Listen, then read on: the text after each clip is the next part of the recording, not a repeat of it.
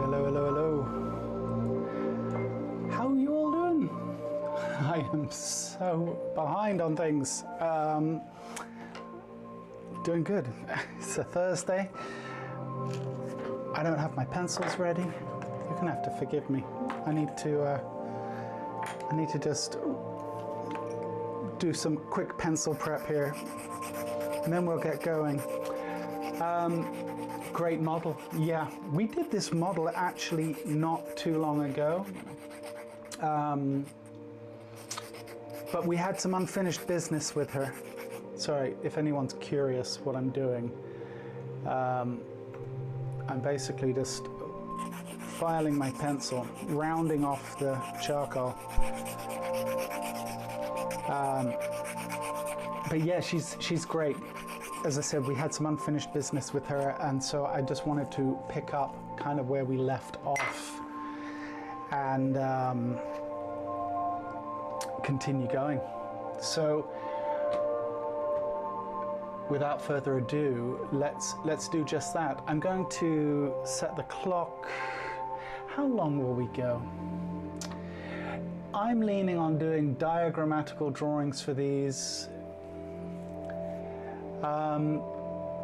I don't see the joint to get the pics. Karen, I believe that you're a member, right? Didn't you? I think I'm correct in saying that I just saw that you had become a member. Okay, so Karen, if you go to the community chat page of my channel, if you go to my channel page and you go to the community tab, you will see a link just towards the top, a link to the images hosted on my website. Okay, you'll find them all there. And Margot will sort you out if you're. Do you have a sanding block? What's the grit? No, Tronholm. I'm probably pronouncing your name wrong. Sorry. I just use an old nail file. Well, it's not old. It never got used for nails, but it's a nail file basically. The grit. I don't know what it is. I would imagine it's like a coarse nail grit, probably around a 120 would be my guess. Okay, let's get cracking. In the past, I've had those pieces of wood with the sandpaper that you can tear off and all of that. Honestly, I think this file, I've probably been using the same file for about 10 years and it's absolutely fine. I just clean it off with this brass brush when it gets, you know, when it's clogged kind of thing. All right, let me set the timer. I think we're gonna go 15, I think. Kinda, sorta. We may end up going a little bit longer. What really interests me with this pose is the shoulder business, right? So I'm probably going to close up on this upper torso. Not that I don't think what's going on with the legs isn't interesting. But you know, when you've got so much real estate, only so much real estate to work with, it is useful to kind of zoom in. It's one of the things, honestly, at this point I think I can say at every turn we've discussed this before, because there's very little we haven't discussed at this point. One thing I tend to see people starting out do an awful lot is drawing too small. Because the reality is, we want to give ourselves the real estate to be able to explore ideas, right? And that's very difficult when we're trying to draw a full figure on a piece of paper this size. I'm personally a huge believer in drawing at a decent size. There's a place for drawing small, and it also, to some degree, is dependent on the medium you're using. Some things certainly lend themselves for drawing smaller than others.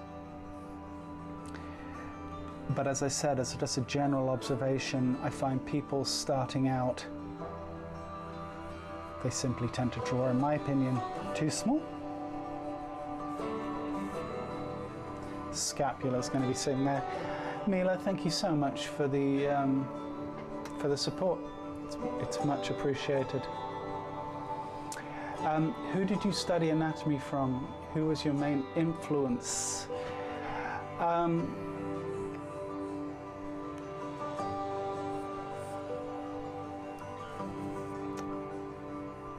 I've had many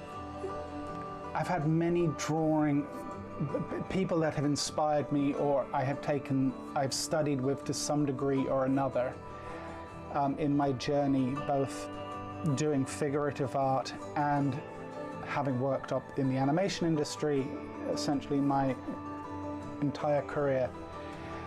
And those mentors and teachers have come in many forms, if that makes sense.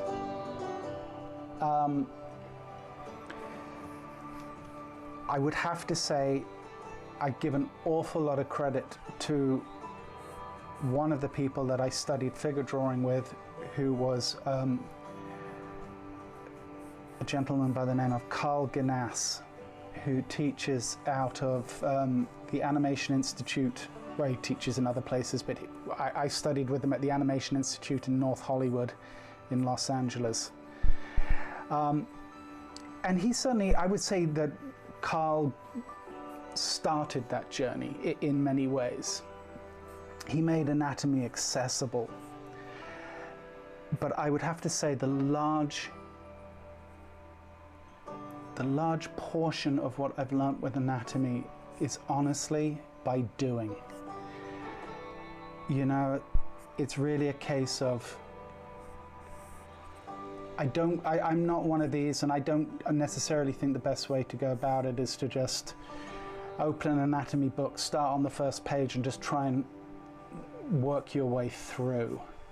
Maybe for some people that would work, but for me it was really a case of I'd be doing figure drawing, come across a problem maybe more than once, and I would refer to an anatomy book to seek clarity on what it was that I was looking at.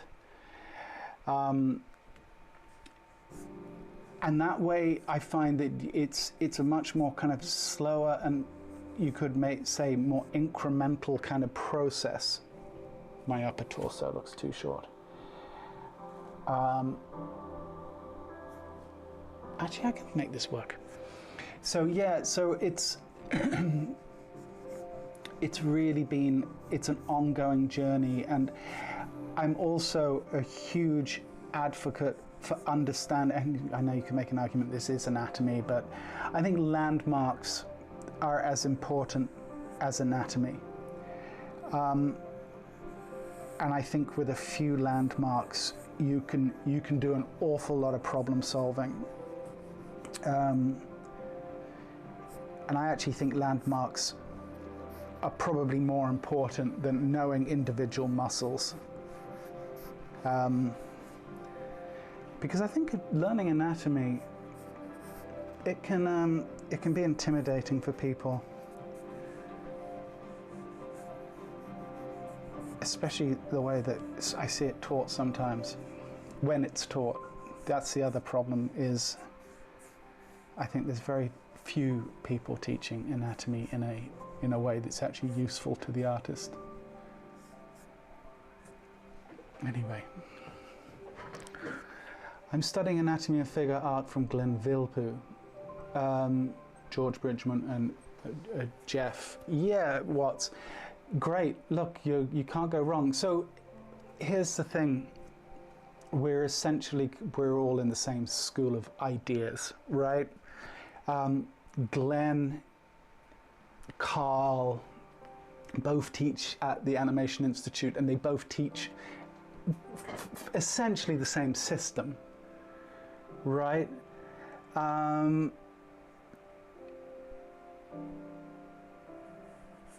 There's, you know, you could argue maybe there's tiny stylistic choices in the difference of approach, but I would argue that the content is essentially the same. I haven't studied with Jeff, but I think for the most part he's coming from the same place. I would say the departure from that as an idea of learning would be Bridgman. But look, once again, there's value to be had in that stuff too.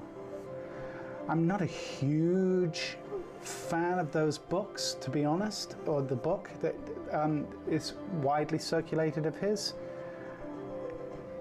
But that's not to say that there isn't value in it. It just means that it doesn't quite resonate with me. But that's okay too, right? Jeff, you're checking in from a hospital bed. I'm sorry to hear that, my friend. Had emergency surgery. Well, I hope it went okay. And obviously, we wish you a speedy recovery, my friend. I'm having some surgery coming up too, and although not emergency, elective is always obviously the way to go. Well, just try and rest up.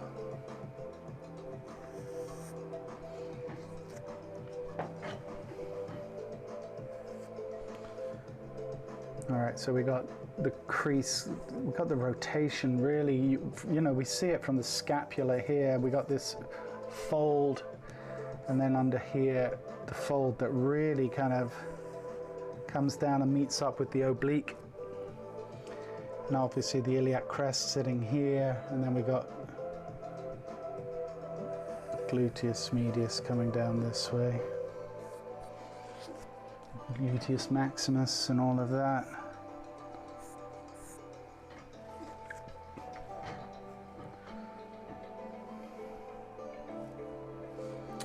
All right, moving on to the other side of the form quickly. Same idea. Well, this, like obviously there's compression on this side, there's extension on this side. But essentially, you know, it's the nice thing about being able to understand when forms transition from one, or when volumes transition from one form to the next. And hopefully then we have some built-in vocabulary on how we want to treat that particular idea.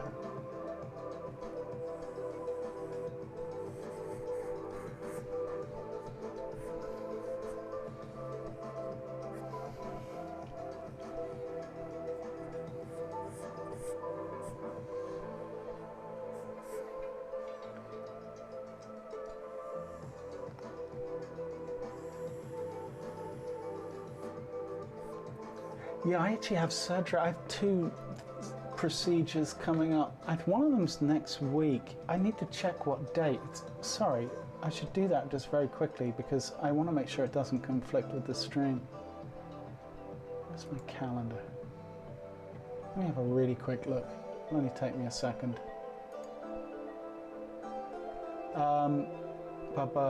Okay, it's next Tuesday. All right, so we're fine for Thursday. Good. And then November I have one that is very likely going to put me out for a week. But I'll let you guys know a little bit closer to the time. So once again, I'm going to use core shadow and tone to help describe form, even if I don't end up ultimately making it a tonal drawing. So you know, I like to use those core shadows to help reinforce anatomical ideas. And for the most part, I'm going to focus on the light source coming from the right, the page right, and ignore the one that's coming from the left. So we got this nice core shadow coming down here, which really helps subdivide. Then coming down here.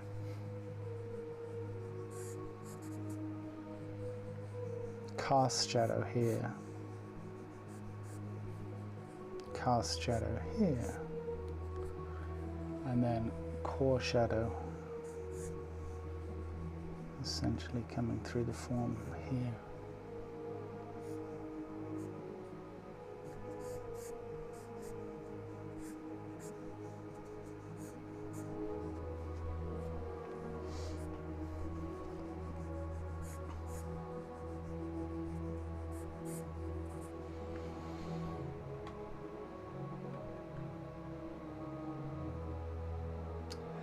No, I mean, I'm fine. I'm fine. I just follow up procedures from last year.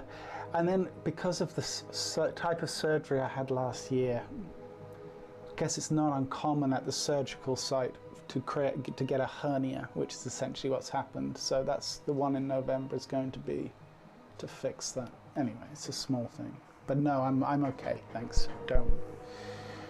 No need to worry about me. There are some things George Bridgman does for me, for example, feet or thighs, is it? If I can make them work in some of my figure sketches kind of in the same way. Fair enough. Look, yeah, there's stuff to be had, right? Manly squared butt. Well, the light definitely has something to do with that.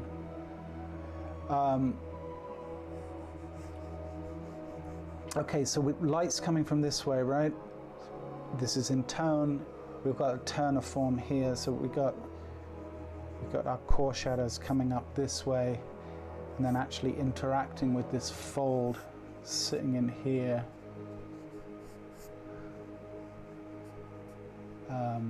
Cast shadow coming down here, and we'll just kind of cheating that just a little bit to just help get us where we need to go, but that'll kind of work.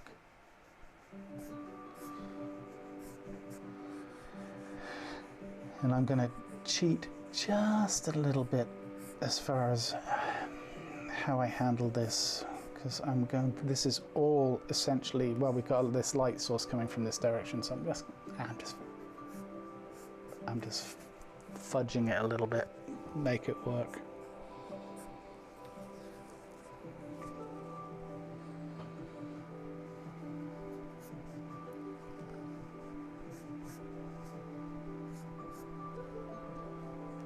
So we've got deltoid sitting in here. We can see that chromium process, right? Sitting right around here.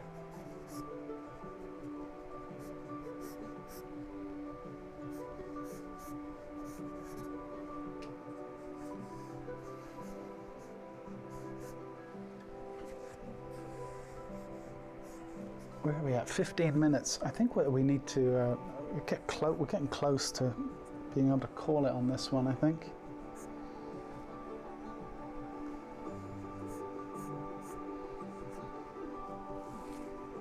Let me just I'll fill in a little bit of this, just very lightly.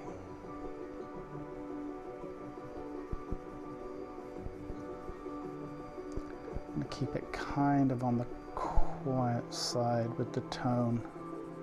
Don't want to go too nuts.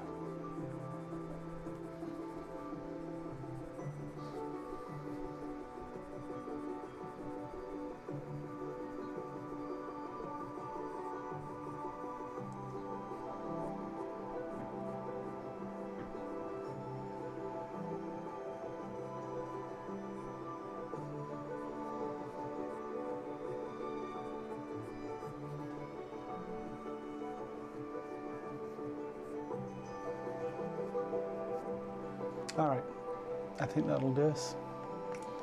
Let's move on to the next one.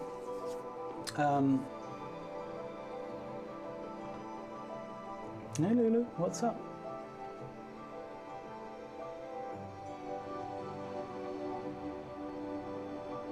I'm drawing as you're talking, but would you or do you share these videos to your members so we can actually see what you are doing? Karen, unless I'm mistaken, you should be able to see what I'm doing. Like when you say core shadow or cast shadow, I don't know what to tell you. I'm explaining as I go. Not sure, maybe you can give me more context to what it is exactly that you're asking. I'll try and be mindful of it.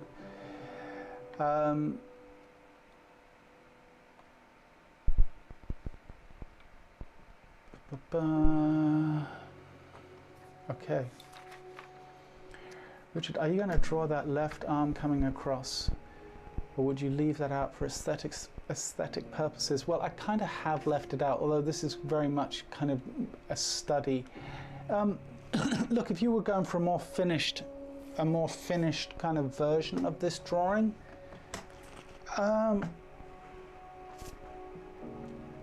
it's kind of up to you, right? Like, in this case, I'm leaving it off just because it's not really adding a whole lot to the pose, and I was really, as I said at the beginning, I wanted to focus on the relationships between the upper and the lower torso. But that's not to say you shouldn't draw it. Same with the head. I spent 17 minutes on this. It felt like enough. You can always come back. You can always review the video after the fact, as Lulu says, Karen. That's what I think some people do. Some people watch, some people draw, some people try to do both. Let's move on to the next one. This is a tricky pose, huh? Now in this case, I probably will be drawing the whole thing.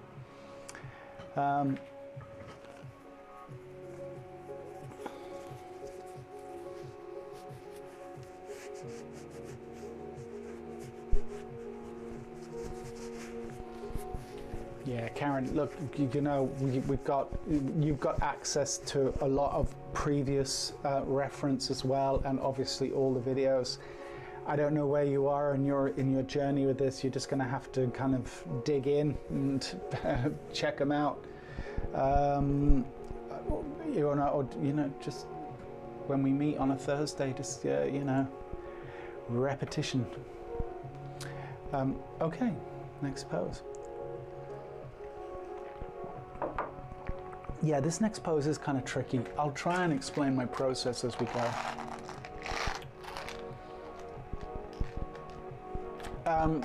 I just wanted your artistic perspective on it. I think it looks a little odd at the shoulder. I would argue, Margot,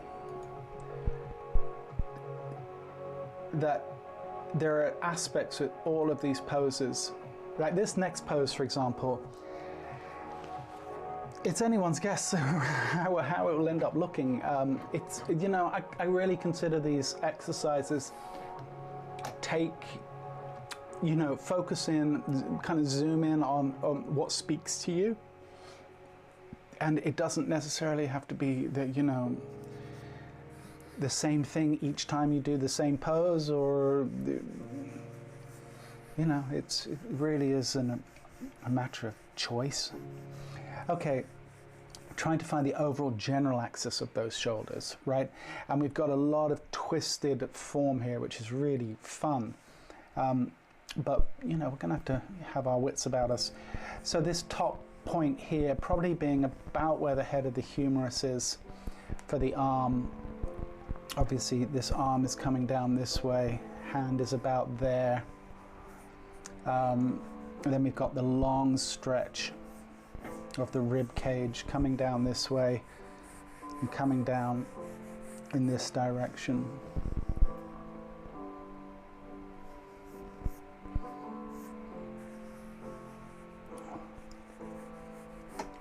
Something like this.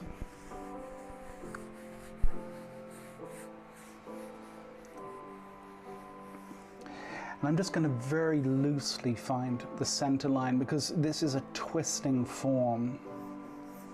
So the center line's starting there, but it's coming more over this way. Obviously our rib cage here is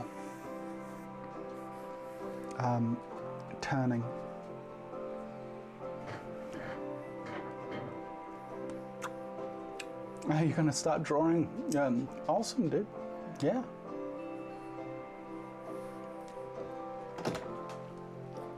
Hello, Penny.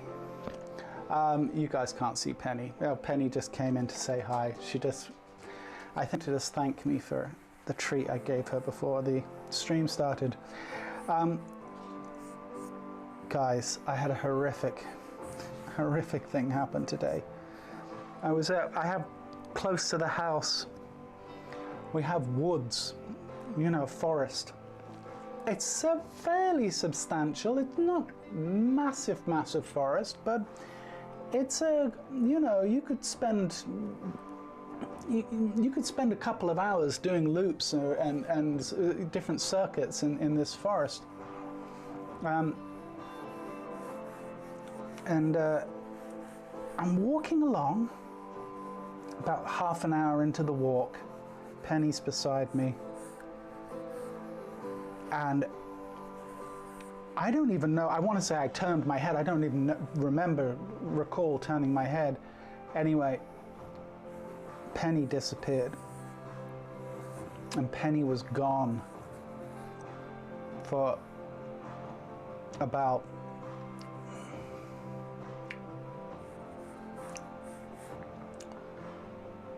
I don't know, about 30 minutes. I thought I'd lost Penny. Guys, I was in an absolute state. It's actually thrown off my whole day, to be honest. Eventually, you know, I'm calling my wife, I'm calling for her, but just over and over, whistling for her and all the rest. I call my wife, I tell her what's going on. Just panicking, absolutely panicking.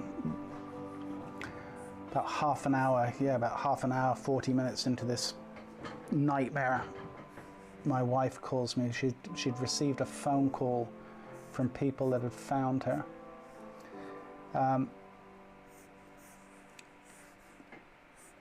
And basically they put her on a leash, on their own lead, and brought her with them. Ironically, their car was parked literally next to mine, although I didn't know that because I didn't want to leave the spot where I'd last seen her. But of course, as time went on, the angle of what it was I was looking, the area I was looking extended until I got this call. But that was, guys, I already knew I had it bad for this dog, but yeah, it was awful. Anyway, Penny is safe and sound. My wife is buying an AirTag on her way home. And I pray to God I never have to deal with anything like that again.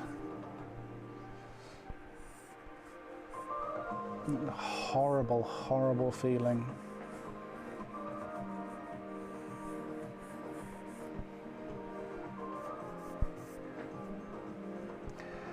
Sorry, so I got completely sidetracked, didn't I? Pectoral coming down.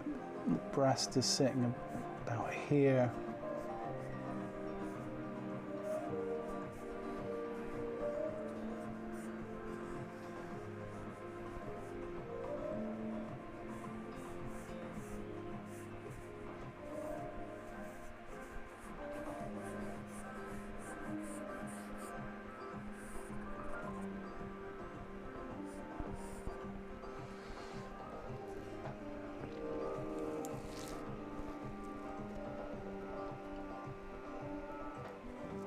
Yeah, it was a nightmare.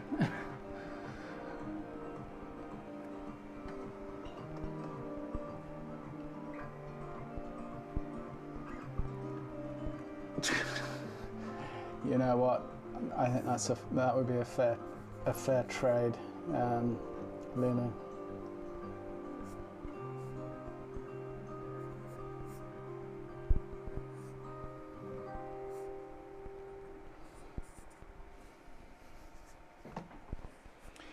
So once again, do I wish I'd drawn this maybe a little bit over this way? Yeah, you see, I've got this is what happens. I've got this habit, which is probably, in the big scheme of things, it's a good habit to have, but a habit of drawing the torso in the center of the page. Most times that works in your favor, until you realize that most of the business is happening off center. What are you going to do? Well, looky. Rick Urbanowski decides to grace us with his presence. I feel like it's been ages since you've been around, Rick.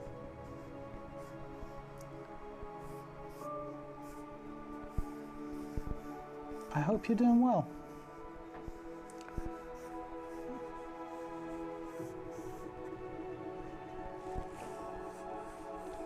Oh, I never restarted the clock. No one told me either. Well, is there any point now? Not really, but I guess in the interest of a clock running. Did Richard's dog wise up?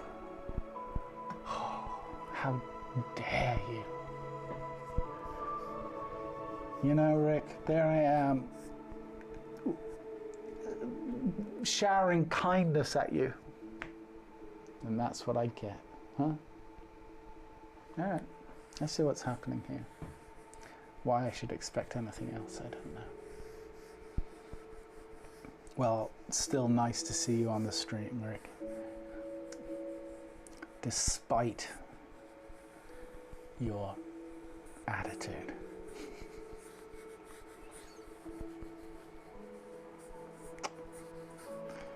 I don't know.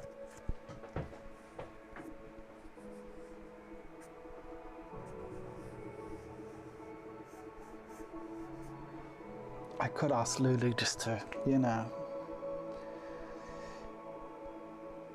just done with Rick. No, just kidding. 8 minutes into this drawing. Thank you, Strange Brew. Appreciate the heads up. Unfortunately, I can't correct the timer to reflect that, but I appreciate that. Okay, I'm going to just, well, 8 minutes in, so we should be about halfway, right? Give or take. I'm going to just get into it.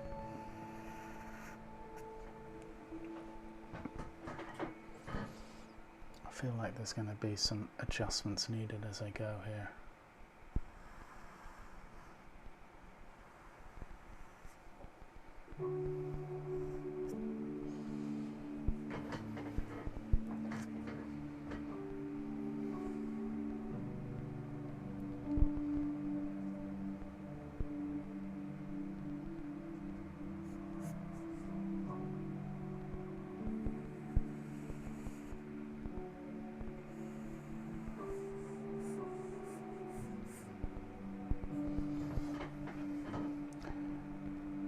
Then we got that compression. Actually, I need a little bit more clarity here. Okay, so iliac crest, that's still correct. All right, so no, you know what? Well, it is, I guess. Sorry, I'm completely thinking out loud here. I'm gonna pull it down just a tiny bit there, where that oblique is sitting. Then we got compression right there.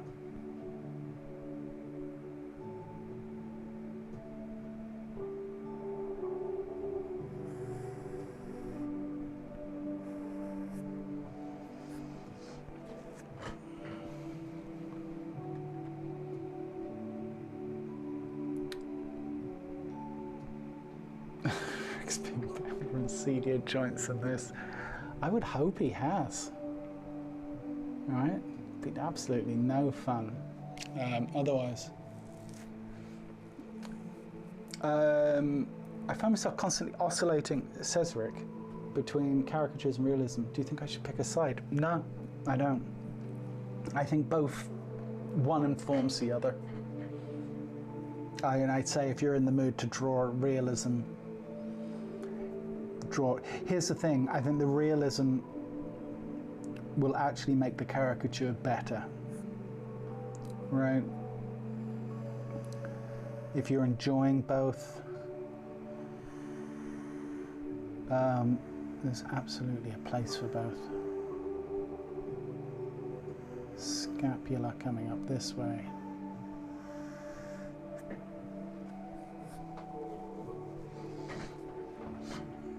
So, latissimus is sitting in here, right, coming off the scapula, obviously going down this way, all of that good stuff. We can see the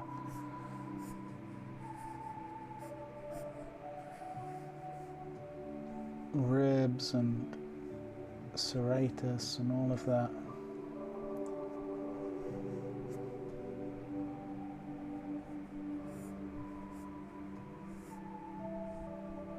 Okay.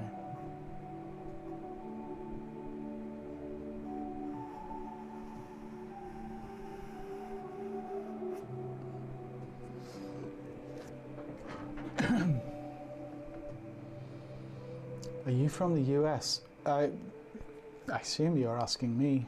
Tronom. How do I pronounce your name? Can you give me the phonetic pronunciation of your name, please? I'm always just out of curiosity more than anything else. I'm not from the US, but I spent 25 years living in the US up until 2016, when we moved back to the UK. Although ironically, or maybe it's not ironic, but I've spent the least amount of my life living here. I moved to the States when I was 17 and moved back in 2016, so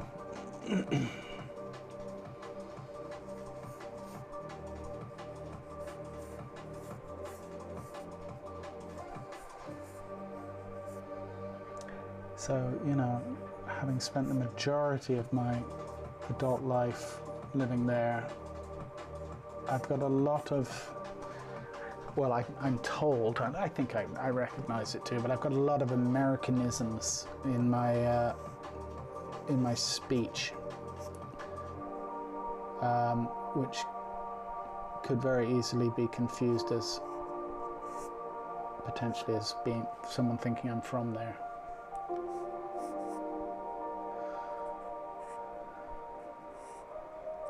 Because, you know, the reality is, no matter where you live, you do tend to, you know, there's certain things that are going to creep into your everyday speech just out of practicality, right? You want to be understood. So yeah. My name is from Northern Europe. You can use Google Translator from Swedish or Norwegian and it will probably sound right. Okay. Fair enough, I'll give that a go. So you're from Sweden or Norway? That's the question. I'm guessing Sweden, as you put Swedish first on that. Well, anyway, regardless, you're very good to have you here. Umlauts are always fun. Yeah, I'm never quite sure how to handle them. Yeah, I would agree with what Doug's saying, Rick, about your stuff. I passed the question. Good to know. Richard is banned in the USA. All right, so that being the case, guess there's absolutely no point in me voting in November, so I'll just keep my vote to myself. Fair enough.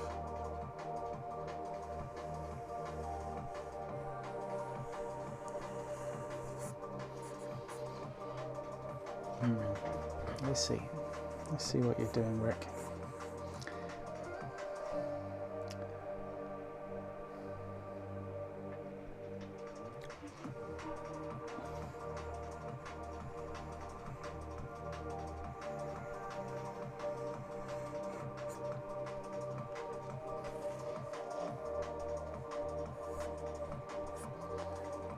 Got some heavy foreshortening on that right leg. So I think, you know, once again, we talk about finding the end point of the foreshortening, right? So the knee obviously here, and then building out between those two ideas. To me, volume is obviously very important in this foreshortening situation, but shape, I think shape plays such an important part. And that's the thing, you could have something that's technically foreshortened correctly, but if the shape language isn't quite right, that's going to be a tough sell, you know?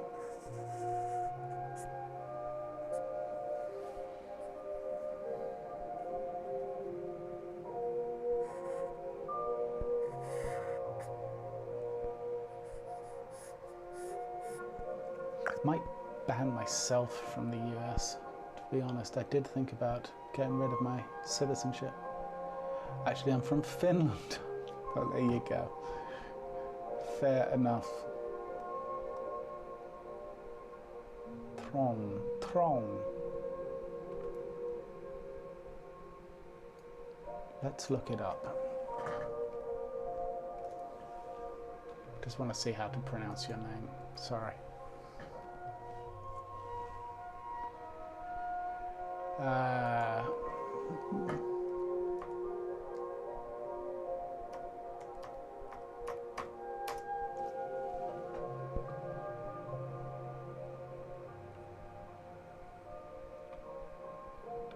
You see, it's not giving me your name. It's giving me others. Trondhjem.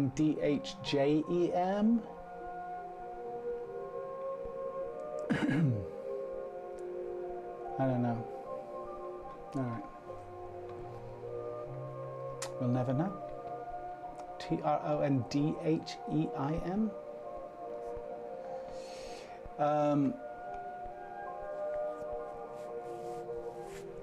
I'm back in. Thanks.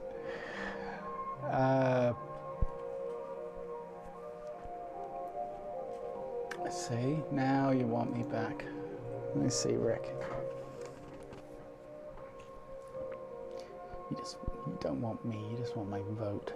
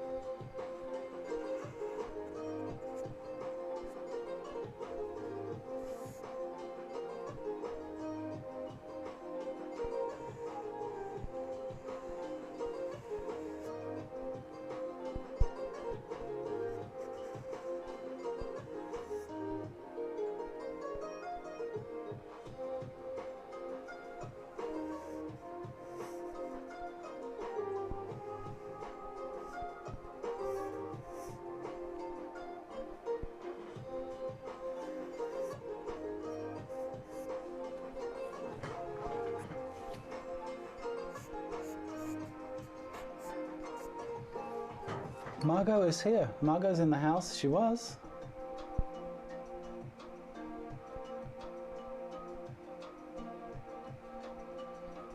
Click the sound on. Oh, I didn't do translator. I just did I just did pronounce.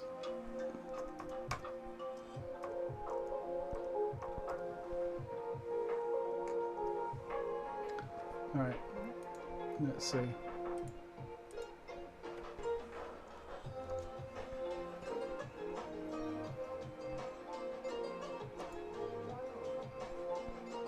Hold on, I need to pause the music. Sorry guys, you're probably like, this is so unprofessional of me. I realise that, but you know, here we are.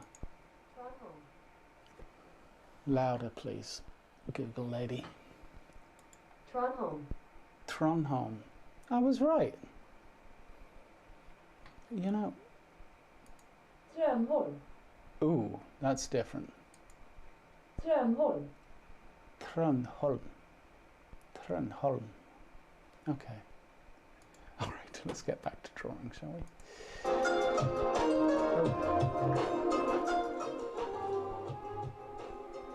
Okay.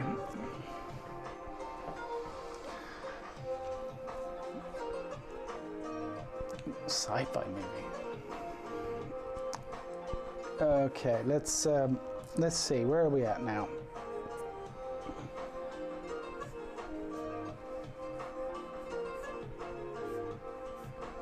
Time for some core shadows.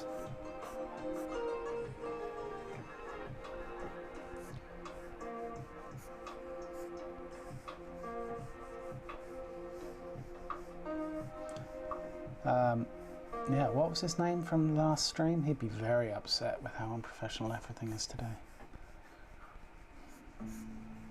Here we are.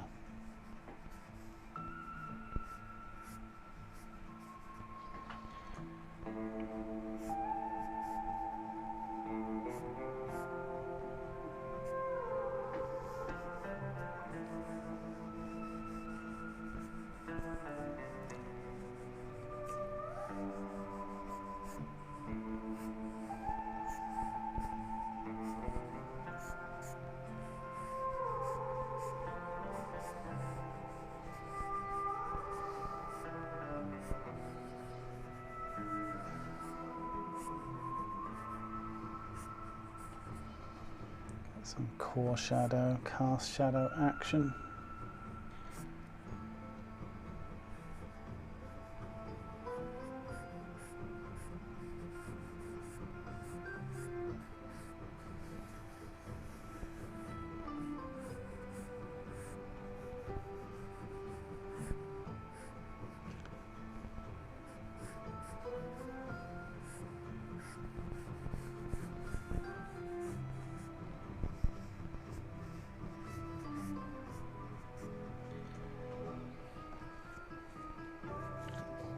Would you talk through your treatment of different shadows?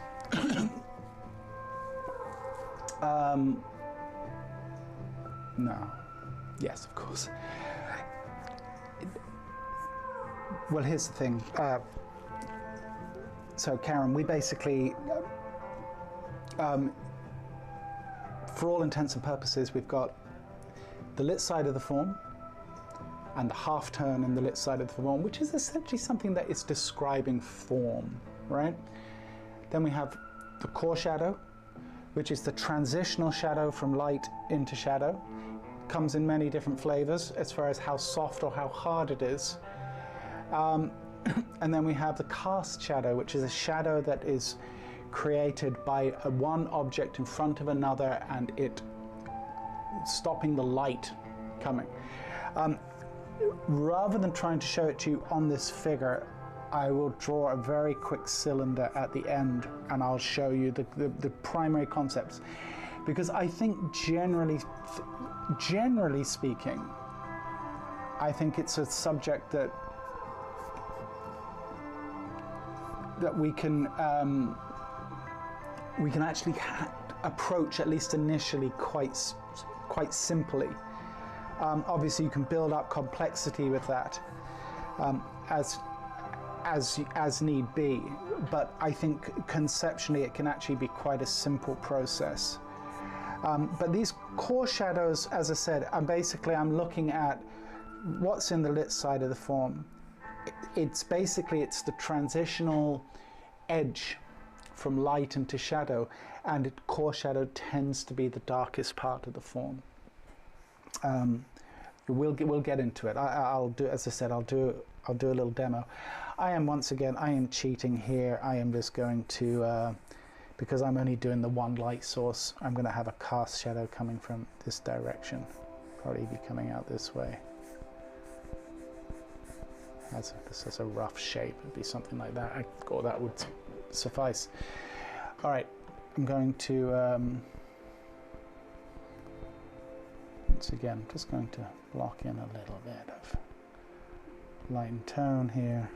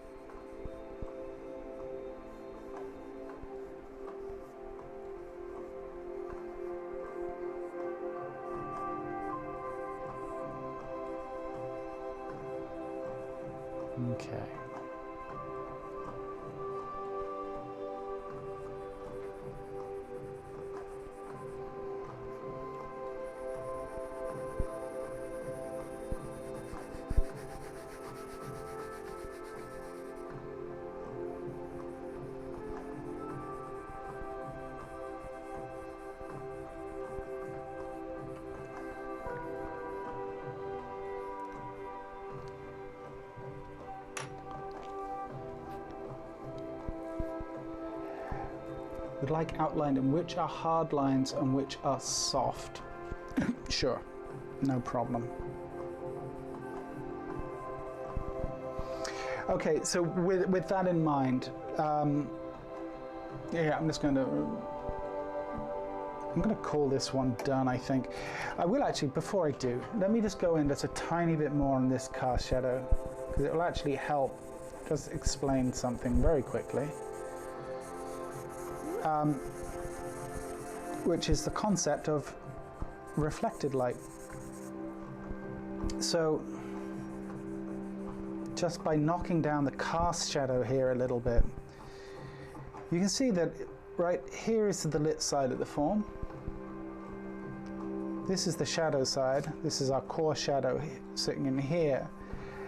But the light is actually hitting off this surface here and bouncing back. That's why this part of the form in here is lighter than the cast shadow that is coming off our subject here, right? Something like that. Further away the cast shadow goes from the form, the lighter it becomes, which is why blending is handy.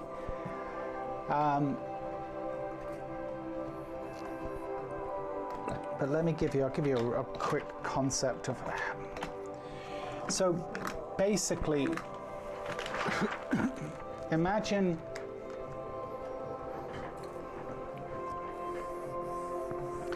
we had a forearm, right? We'll just do it as an egg shape. And coming off this is coming down to the wrist.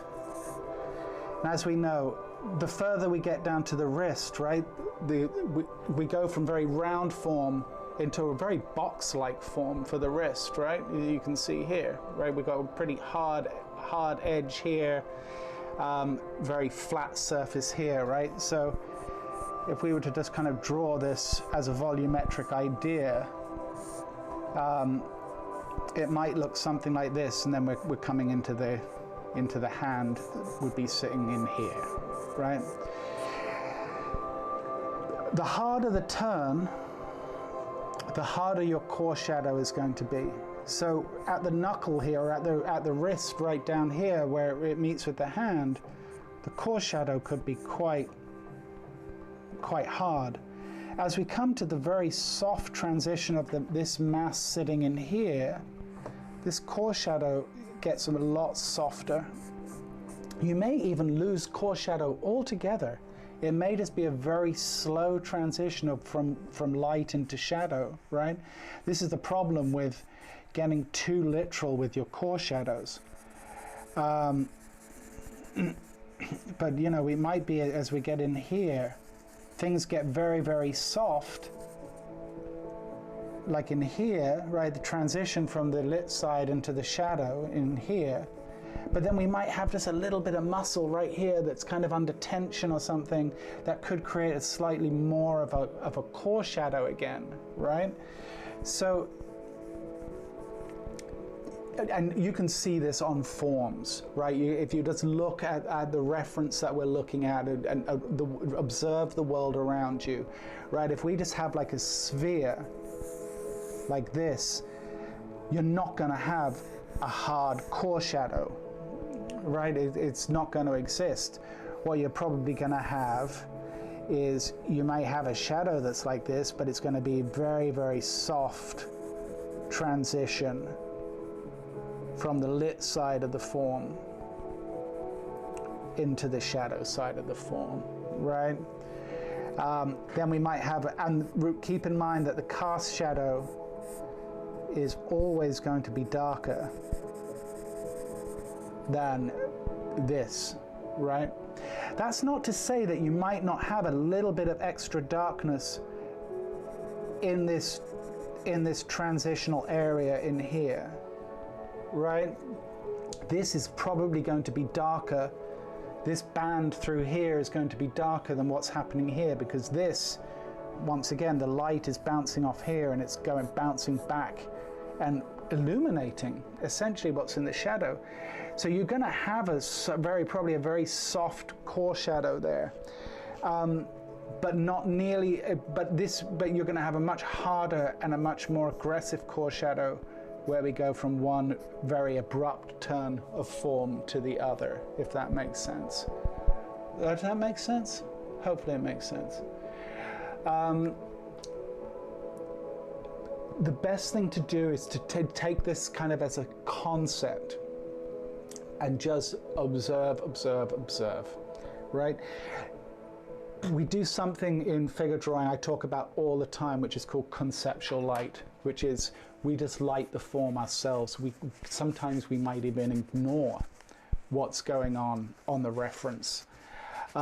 Michelangelo did this all the time, used conceptual light, because they were drawing from the sun, which was constantly moving, or from candlelight, which wasn't necessarily very ideal. And the idea of conceptual light is very simply, if you have, let's say, a cylinder, something like this, and let's say our light source is coming from this direction, we're probably going to have a core shadow sitting about here, and then this is going to be in shadow. We've got our cast shadow coming off something like this. So we've got lit side of the form, core shadow, reflected light, or the shadow side of the form, cast shadow. You will also have halftone in the lit side of the form. You might even have halftone in this side of the form.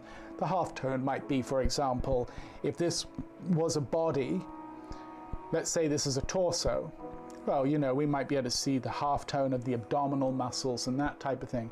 Keep in mind the halftone shadow on this side will never, or should, I think, aesthetically, should never be darker than what's going on in the shadow side of the form, right? I think conceptually this is enough for 99% of the time.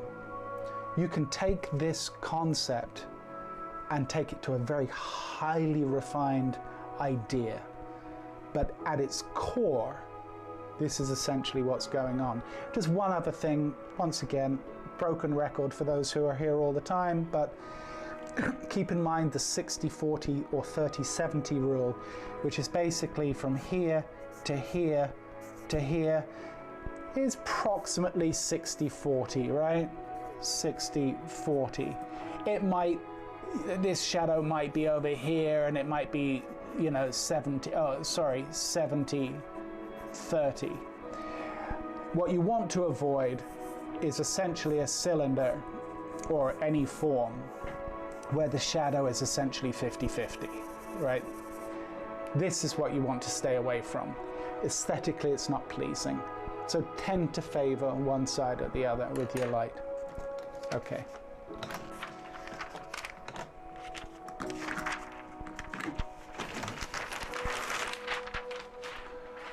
Alrighty.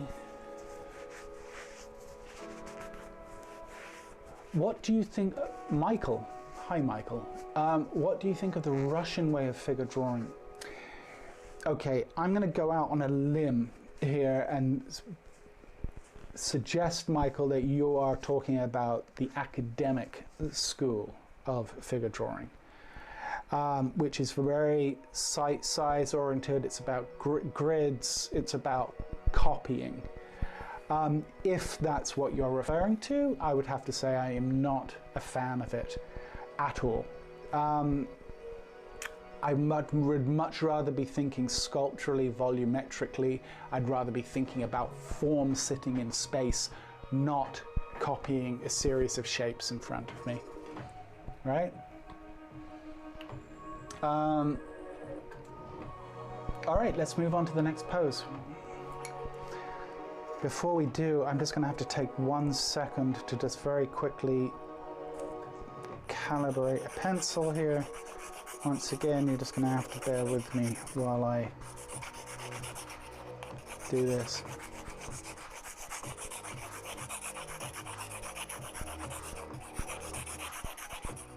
Yeah, I'm not, the academic system for me is, I say this, well, I just say it, I think it's more craft based than art.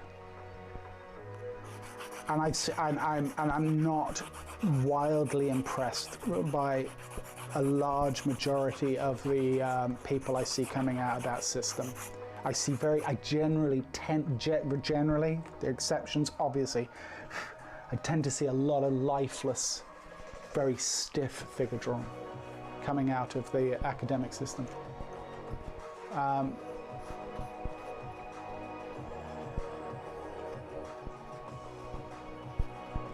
Is that right though, Lulu? If that's the case, then that's even worse. I don't know. That's outrageous. No, this is. Come on. Let's not just torture people.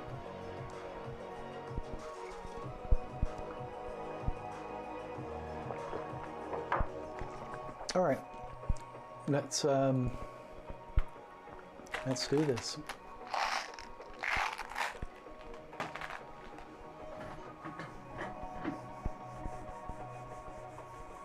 All right, I need to be careful.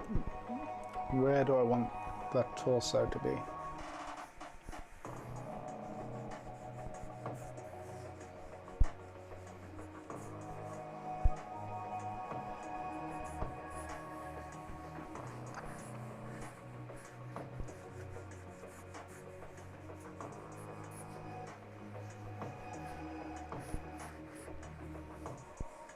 Let's find the center line.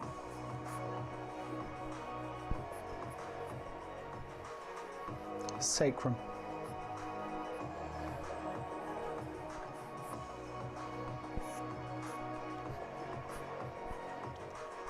Rib cage.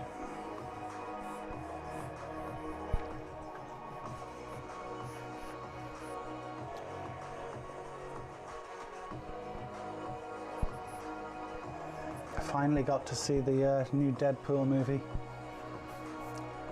Enjoyed it. Definitely a more solid film than the second one, which I didn't care for. But no, it's a good bit of fun. Scapula sitting in here. Ridge, head of the humerus sitting about here.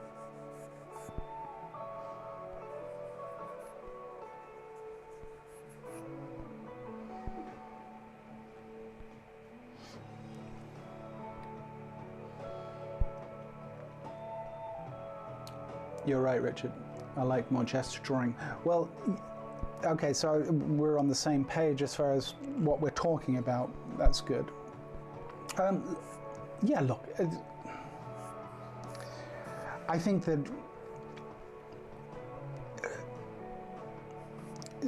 look, to each their own, right? A lot of people that get a lot of pleasure out of that drawing in that particular style and that system. Just not something that would appeal to me. And also just for the kind of work I do coming from animation, it just would be very impractical to be trying to work in that way.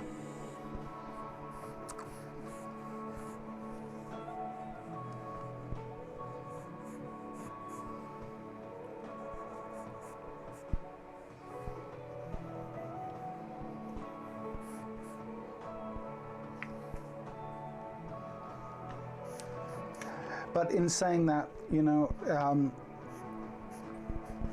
I'm also incredibly impatient, and the idea of spending hours on a single drawing, I don't have the patience for that. So that's another reason why this system appeals to me a lot more. So they're kind of going away from us, right? The thigh, or the upper leg, and then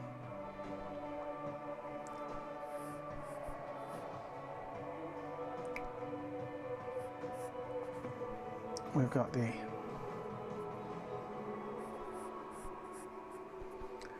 foreshortening and all of that business going on here.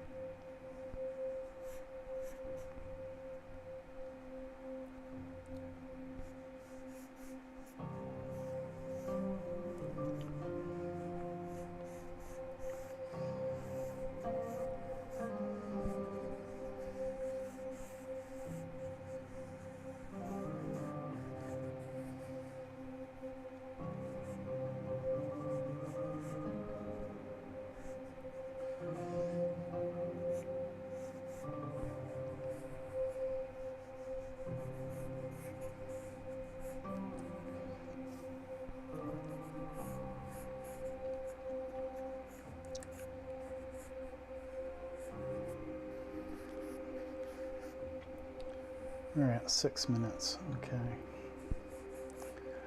Not thrilled about my proportions here, but I think we'll be able to push and pull.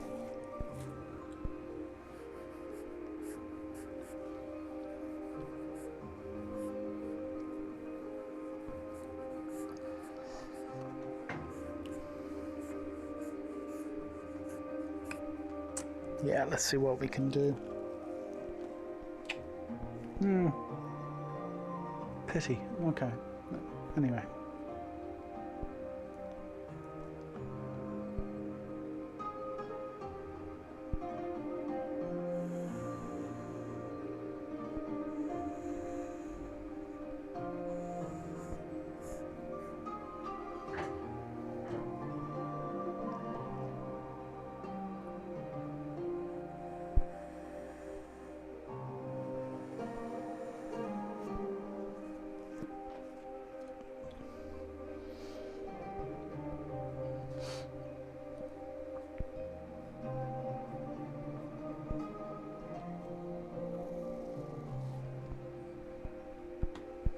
What's this about?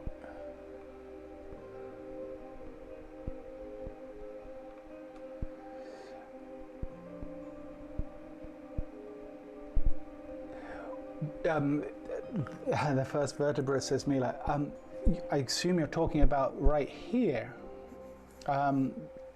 So what you're seeing there is the C7T1 transition. So you have on the neck, we have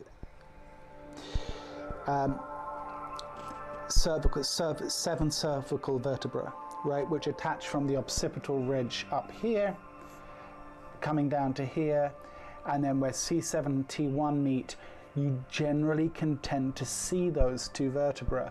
I believe what we're seeing there is T1, and I think we can see C7 just above it there. And that's with the thoracic vertebra coming down till we get to the lumbar. So yeah, that's very, very clear. And it's usually the two vertebrae for the most part, regardless of the muscularity, let's say, of the model, C7 and T1 generally tend to present themselves because the trapezius really thins out in this region. So yeah, you're absolutely right.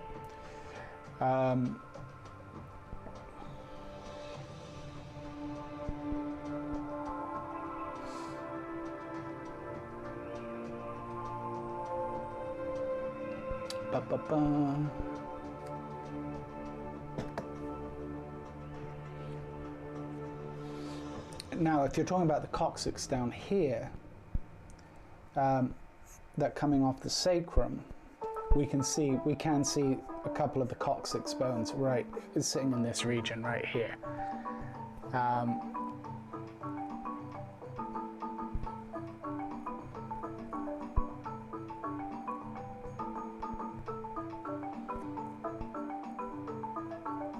How is Penny? Penny's good, thanks. Hemant, yeah, she's doing good. I did manage to lose her today, as I was talking about earlier in the stream, but luckily,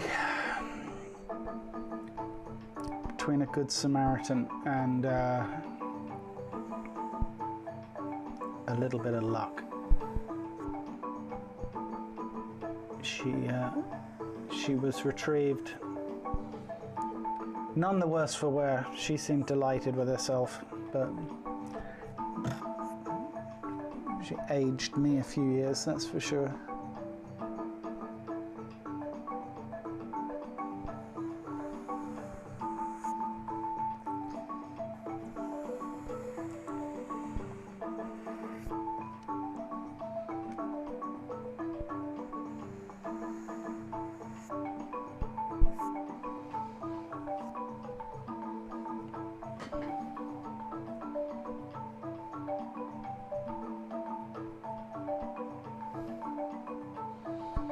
Yeah, mind yourself with cracking your neck.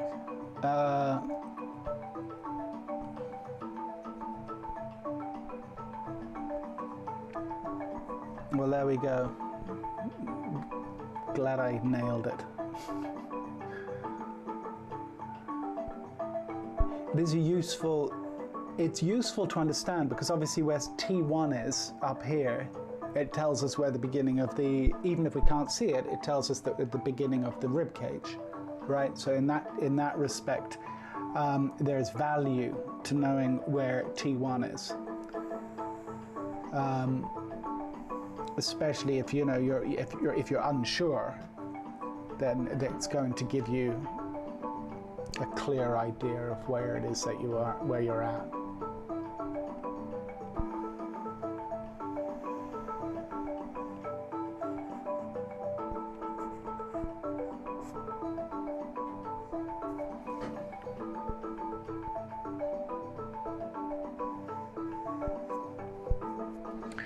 So how have you been, Hemant? Are you keeping okay? You enjoying college? Where's the tea? Cheers. The tea is never more than an arm's reach away. You should know that by now.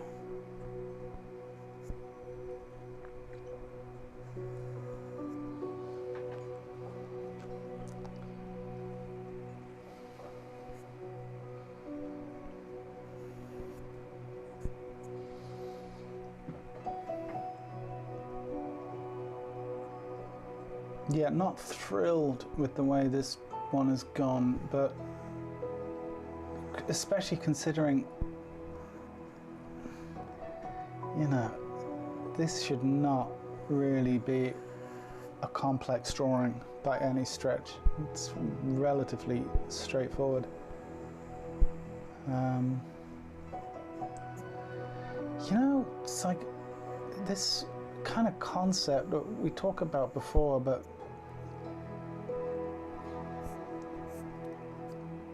I usually know in the first minute or two whether a drawing it's going to go the way I want it to go. Rarely does something decent come from something that starts off on shaky legs. the cruel reality being is a drawing can starts off decent, can transition into something that, you know, doesn't quite make the mark. Anyway.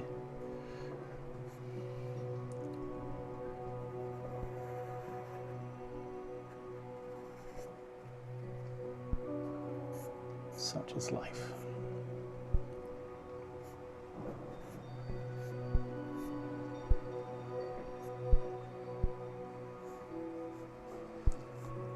Probably part of the problem is I go into a pose like this quite confident, and then if it derails on me, you know.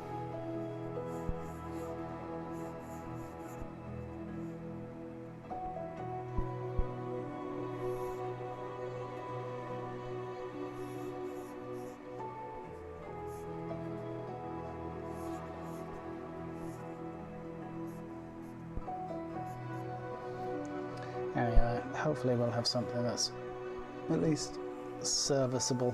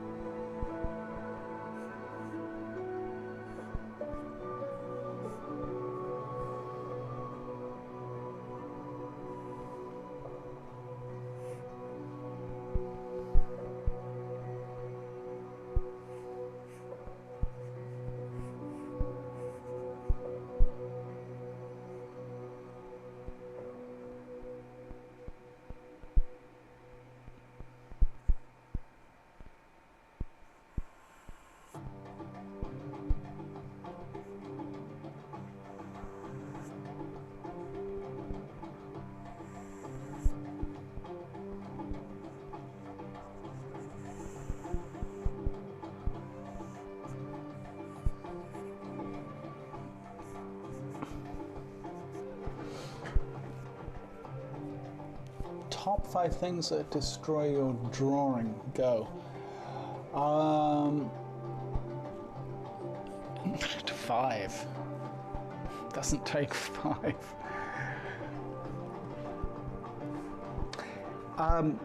It's a good question. What makes a drawing go bad?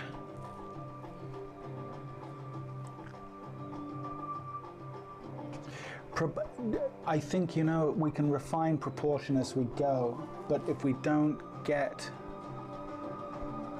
a good handle on the proportion at the gestural stage, you're just not going to recover that. That's why you've got to stop and, you know, reset, kind of thing.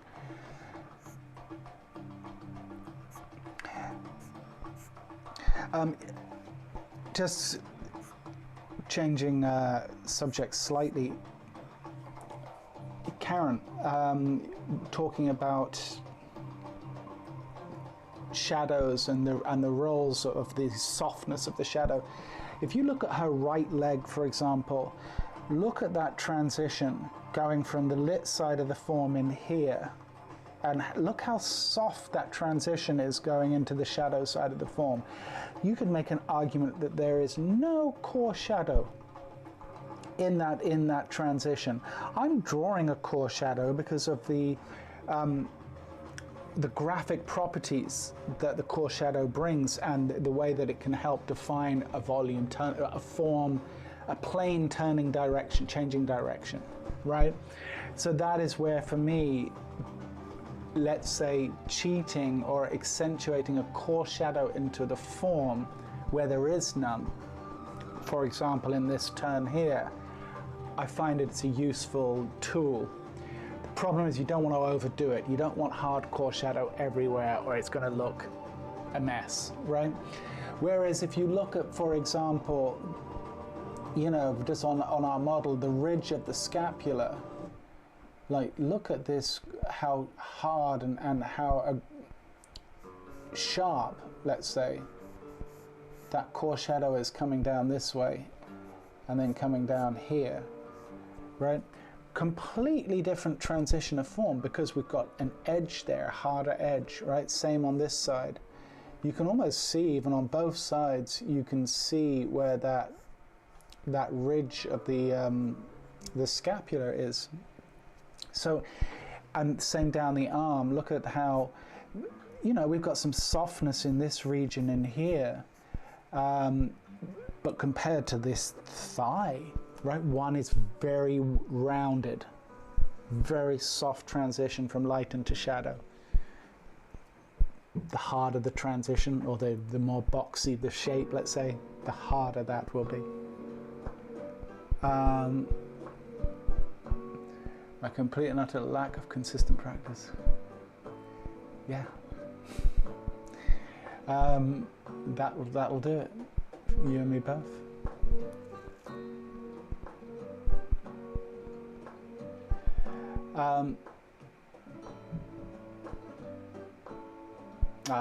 Hemant, well, you're very welcome back. It's nice to hear, and I'm glad things are going good.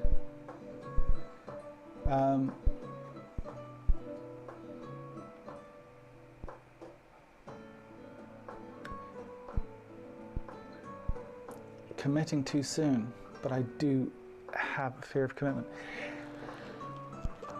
Sometimes, though, the commitment can help bring clarity. I do agree with what you're saying, the spirit of what you're saying, Rick, as far as committing too soon. It can sometimes, honestly, it's funny, it can sometimes actually have the opposite effect, because it helps you can use that commitment pass to help fix things that aren't necessarily working in the drawing. But I do agree with, it can also come and bite you.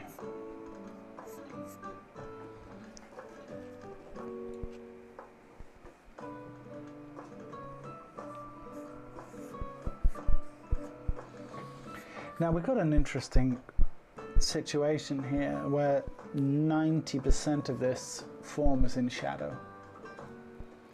And I think, you know, you could really make a strong argument for just saying, okay, everything in light, I'm leaving no halftone, and I'm going to put the halftones in the shadow side of the form. And I think that there would be, in a case like this, there'd be a strong argument for that. I'm tending to go in a different direction altogether and just to say I'm done with the drawing. Because I just don't feel like the bones of this drawing are very good. So I'm not sure it's something I really want to continue to polish, to be honest.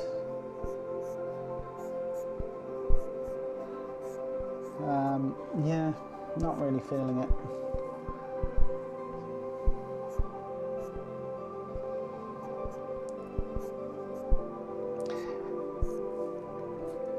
What's the next pose?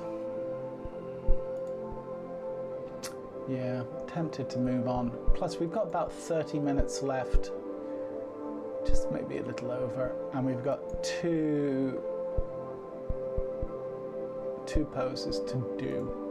I think I'll move on to one of those.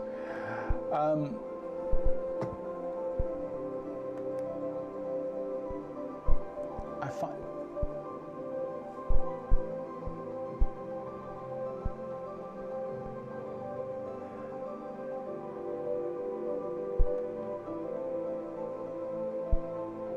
I didn't see that there should be a core shadow horizontally on the thigh, just one running down the side of the leg.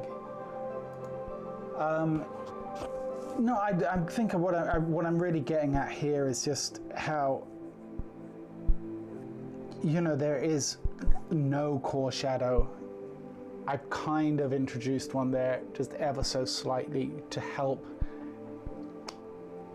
explain to the viewer that there is a turn of form there, if that makes sense.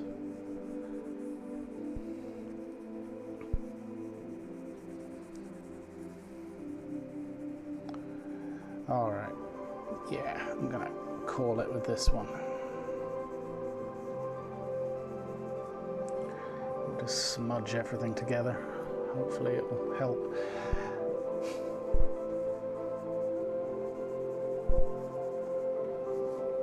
All right, let's move on.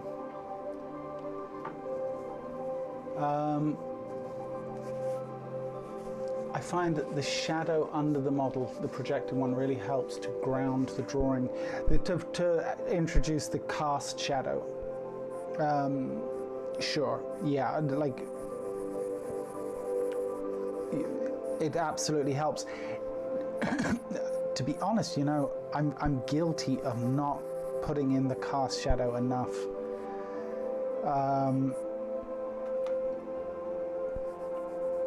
It can definitely help ground the drawing, as you say, for sure.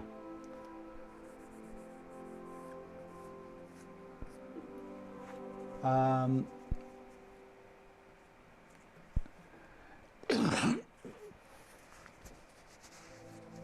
lot of people are scared of dark values, but they really ground everything. Yeah. No, look, I think generally speaking, we tend to, especially during the streams, we tend to stay in the realm of value range of never pushing things that far. You know, I'll tend to go like half tone, you know, like, or like shadow, lit side, half tone, and a bit of cast shadow.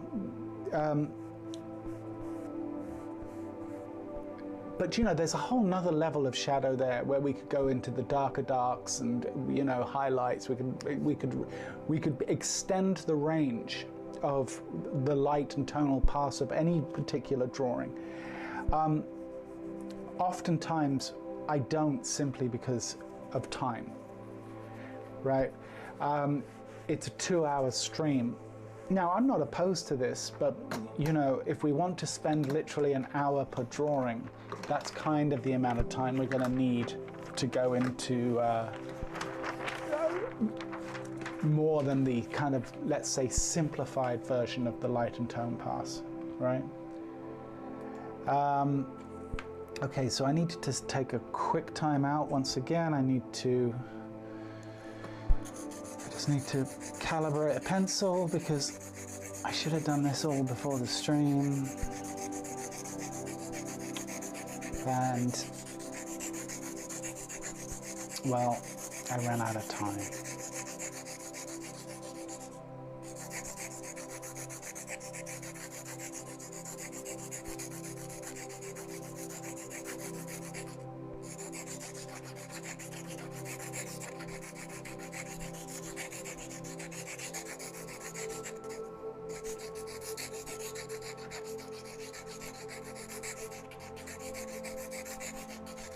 For the real dark value enjoys black sketch paper is where it's at.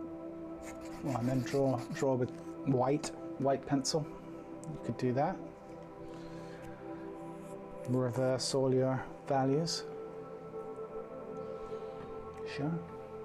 All right, now. Oh, I never got my, sorry guys, I need to go get my other board.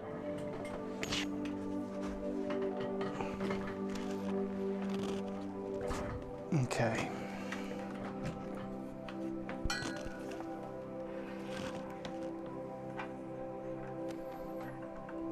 Put that back there.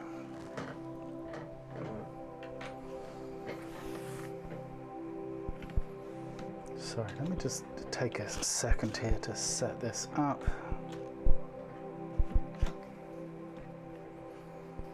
Let's get rid of this top sheet. Oh, there are a few of them that are crinkled there. Oh, I guess it doesn't matter.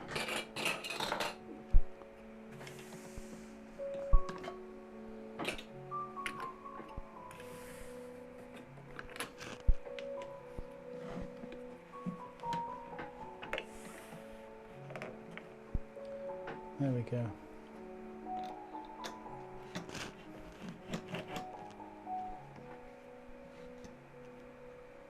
Good.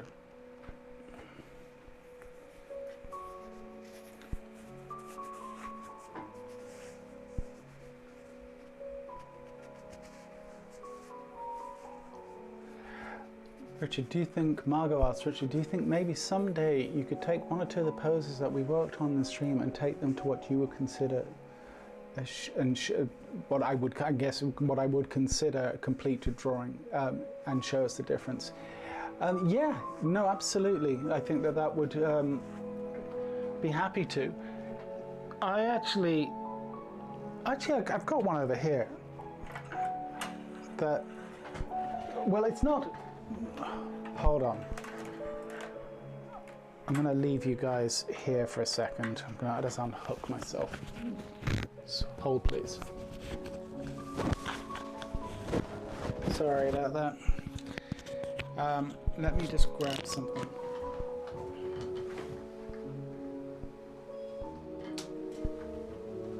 Here's one actually we did. Now, it's not, you could say that you could take this to another state of finish further again, but this would be maybe one more step in the process. And this was from, I forget which stream, but we're starting to get into darker darks. In fact, maybe tonally this isn't pushing even that concept far enough, but it's definitely, let's say, one stage further than what maybe we normally go. But yeah, like, I think, you know, you could go, in fact, you could absolutely go darker darks. Like, we could start saying to ourselves, for example, okay, this is most likely cast shadow in here, right? We could start pulling. You see, just right there now, we're getting into whole nother tonal range. We could start doing the same up here. We could start saying, okay, actually what we have here is darker darks, and we could start pushing, right? So we could actually probably use this more as a kind of like a leaping off point,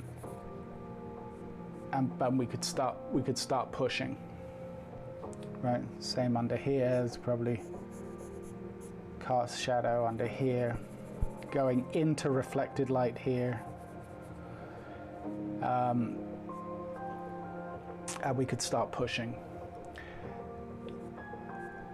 Yeah, I would consider, I think it might be a nice thing for us to do, right? Just to say, okay, this is a 2-drawing stream, and we're going to focus on just, you know, doing that. Tron, are you familiar with Patrick Jones' work? Am I familiar with Patrick? I know Patrick. Well, I say I know Patrick. You might be interested. I had a lovely conversation with him. If you go to my channel and you go to the podcasts tab, you'll see I interviewed Patrick. And I did an in-depth conversation with Patrick about his starting off and his journey and getting started, and that whole trajectory. So you might enjoy that. I like Patrick's work very much. Patrick's great. What can I say? Patrick, I would consider Patrick someone that has inspired me. You know, for sure. How important is it to do some live model drawing sessions when doing these studies of photo references? Jim, absolutely. There's huge value in working from a live model. But I also, I don't care for people that have the attitude of that you shouldn't work from reference and that you should only work from a live model. I think that there is absolutely an important place for both. Is it different? Yes, it's absolutely a different experience, but both equally important as each other, in my opinion. And they train different muscles, so to speak, to some degree. But yeah, absolutely. But you can use both. All right, let's draw. I love when you push shadows in those areas where light doesn't reach. Yeah, no, absolutely, I do too. And once again, it's it's kind of that next stage of development, which you said tend to, generally speaking, I tend to try and keep the drawings under 30 minutes. And we're just not going to get it. Well, I don't have the skills to get to that level of finish quicker. You know, like all right, let's do this next pose. I don't know if I would consider I draw slowly, but you know, it's what it is. Oh, hello, Penny. Hello, darling. How are you? Checking in? You okay? Good girl.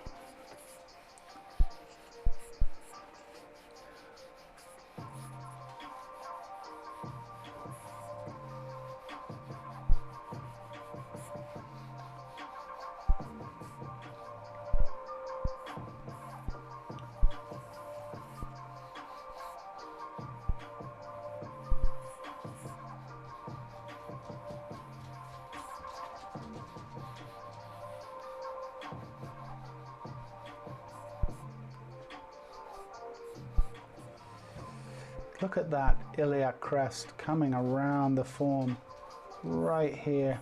And the acis, the tip of the acis right there. You could not ask for a clearer example of where the acis is if you tried. So that's a lovely thing to be able to see, observe, and understand its importance in the proceedings.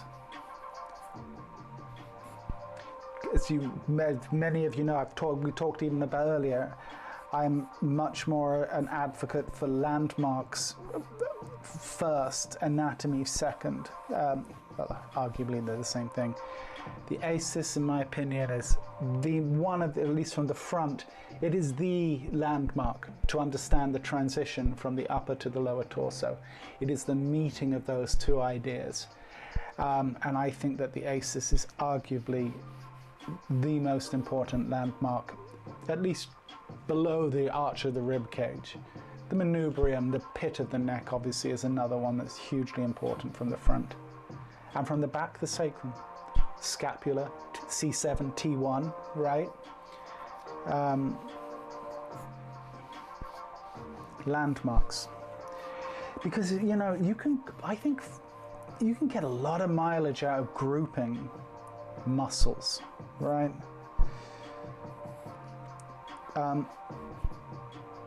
You don't need to know how many ribs, in my opinion, you don't need to know how many ribs the rib cage has. Do you need to know where the arch of the rib cage and the manubrium are? Now those are where you're going to get the most mileage.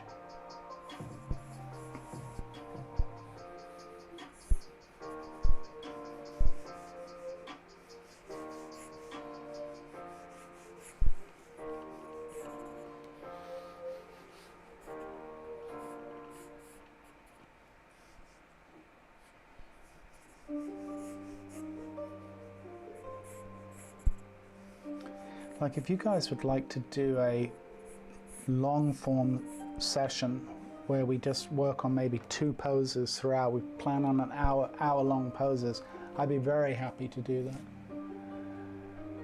that. Thanks for the response. You're welcome, Jim. What would you say are some benefits to the live drawing that you wouldn't get from studies at home? I'll tell you, Jim, very simply. As my teacher very succinctly put it, the camera is a cyclops. It has one eye. And so with that, you get a visual simplification of volumetric form sitting in space, which you simply, obviously, you don't have that issue when working with the live model. And so it's harder when you're in front of a live model, it's harder to make some decisions, to make some decisions about how that volume is sitting in space, because your two eyes are almost kind of giving you slightly different information. And also you tend to move your head a bit, right? And another thing that happens with a live model is they tend to drift. So a model might start a 10-minute pose and the model starts off like this and it's all very heroic. And by the 8th minute they're down here, and by the 10th minute they're here because they're tired, right? Model drift happens all the time.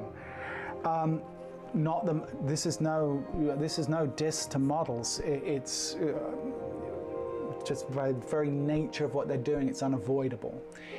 And so you have to resist the temptation to chase the drift. The amount of times you'll see beginners, 20-minute pose, let's say. Now, obviously, if it's just where they're sitting back like this, you don't get drift. But what you do get is a model's got an itchy leg and they go to scratch their leg, and then when they come back up, they're not in the same position. What you'll see a lot of time beginners do is they'll chase that. They'll start changing their drawing to accommodate for drift. You can't do that. You have to commit. So that's why I think it's really useful. In fact, this is an exercise. It's only, let's say it's a 10-minute pose. Force yourself after the 3rd minute to only look at the pose for maybe like relationships between light and tone, but do not chase the pose. People chase the pose all the time. Like this pose that we're working on right now, I would challenge any model to be able to hold this pose, actually hold it for more than maybe 2 minutes. They're going to start shaking. I've seen models shaking, like really badly, like especially after a long session, and they're tired, understandably, Models work really hard. And that's why a good model is worth their weight in gold. But those things, there's benefits to being in those situations, because they train a different muscle. They train the photographic part of your brain. They train you to look at something, and then, an exercise I would do in my live classes, an exercise I do in my live classes, is I'll do it's a 5-minute pose, and I will say to them, for the first 30 seconds of this pose, you are not going to draw. You are only going to observe the model. And after 30 seconds, you are to look away and you're to start drawing. And while they start drawing, I get the model to leave the stage. And then they're on their own, right? Look at the model for the first 30 seconds. Then you've got the remainder of the time to actually draw, build up observational memory. It's a great exercise. It's an exercise I got from my teacher. I can't take credit for that, but it's a great exercise. It forces us to really observe and take in everything, and then it forces us to work from our memory, which is a skill that you really do want to develop.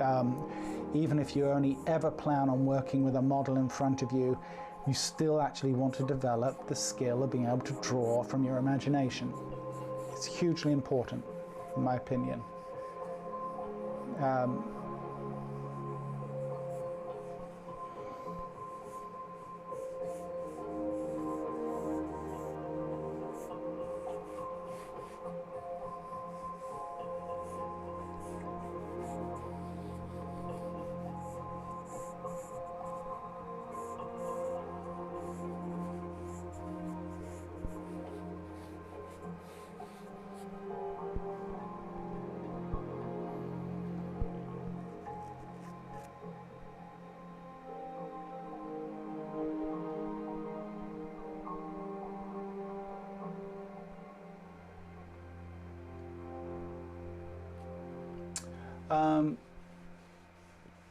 I heard all the podcasts and love them. Awesome. Yeah. I hope one day you continue the podcast. Yeah. Here's what I did: 6 of them. A couple of things I got from the podcast experience was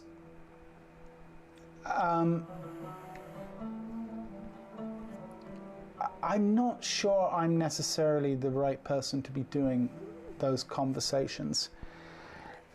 Like maybe it's something I could consider doing again, but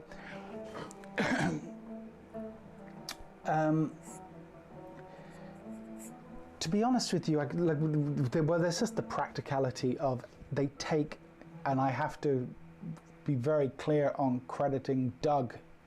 Doug, who's on the stream with us. Doug did all the editing for those podcasts. He did an amazing job. So full credit to Doug there. The podcast would not have happened without Doug. Let's be clear about that. But Doug spent a disproportionate amount of time editing those things, which would all be worth it if, to be honest with you, if the views had been better. But it's very hard to justify spending the amount of time we both did on that podcast when you don't get many views on something, you know. Like, and it's a pity that's the way you have to kind of approach it. But just from a purely practical point of view, you know, like, YouTube have really, like, okay, here we go again about YouTube, and I know some of you guys are really sick of hearing it, but YouTube have really put me through the ringer for doing these live streams. YouTube hates nudity, even in all its forms, apparently. And YouTube has gone to some effort to basically put me on notice, to, you know, basically also, I think, not expose the channel or the streams to the degree that they easily could. I've been demonetized. I continue to get demonetized by YouTube, and this is not a cry for help or anything like that. It's just a reality because of the subject matter. And so consequently, when we launched the podcasts, I was in the middle of what was basically a 6-month strike against my channel, which only came to an end recently. Actually, only came to an end in August, which had been in effect since last year.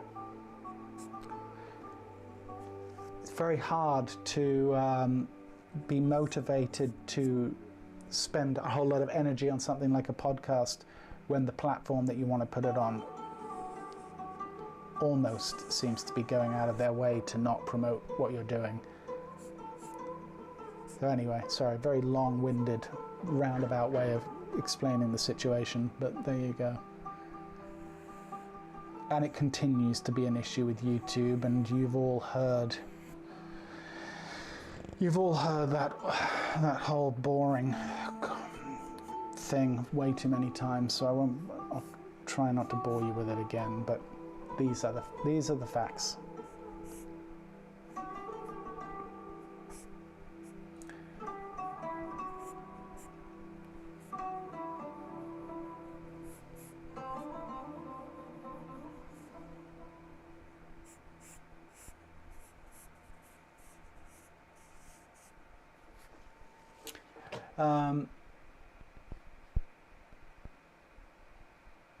I did not take anything that you said, Mila, as a misunderstanding or a criticism.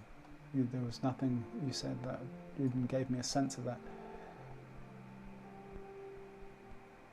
I no longer eat meat, and all my drawings look like potatoes.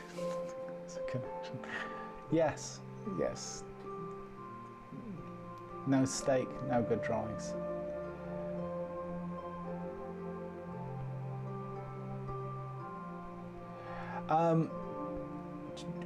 Would you believe I remember when you did this pose the first time? You know what, Mila? I'll tell you, we've done poses similar. We've never drawn this pose before. I know you'd be forgiven for thinking we have. We've only drawn this model once before, and it was about a month and a half ago. This was the pose that I left out, that I said to you guys, you can draw it. But no, we haven't. I know you've been with the channel a long time, but we've actually, believe it or not, we have not. We've only drawn this model once before.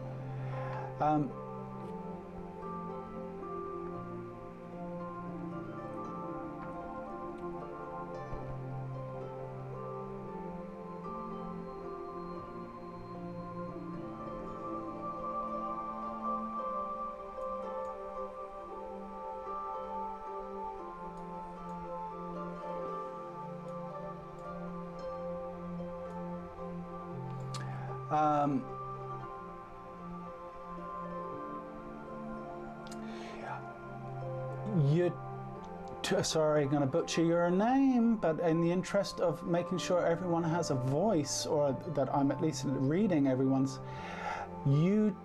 Cyril, I don't know what, to Cyril? Sorry, you'll have to forgive me. I saw my opinion on Russian academic drawing. In fairness, I was not really making a strong connection between Russian academic drawing.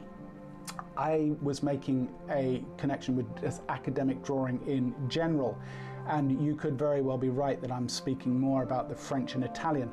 I don't know much about the Russian academic drawing. So if that's the case, then fair enough. I don't know much about the Russian drawing system at all, but we were talking about academic drawing, and that was the distinction I was making. It was not necessarily directed between Russian. Someone else made the Russian comment, and that's where that came from. But I agree with you about the site size thing and the French and Italian ateliers. So there we go. Let's hope we're all on the same page with that, because I don't want to spread misinformation.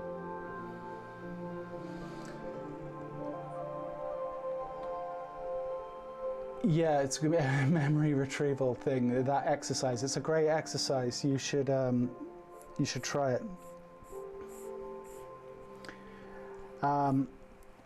Another exercise I do with the students, once again, I can't take credit for these exercises. They were not my invention, but they are good enough that they need to be shared. The other one that they would do often with animators is, once again, when I have animators in the room, it's an exercise I give, which is, if you see the model in front of you, imagine you're sitting somewhere else in the room, at least 90 degrees different from where you are, and draw it from there. So you've got the model in front of you, but you've got to draw it as if you're sitting somewhere else in the room. That's a great exercise. It's very good for animators because obviously it helps them develop that sense of drawing from their imagination. But let me be very clear, I cannot take credit for these exercises. But they are brilliant exercises, so they should be shared.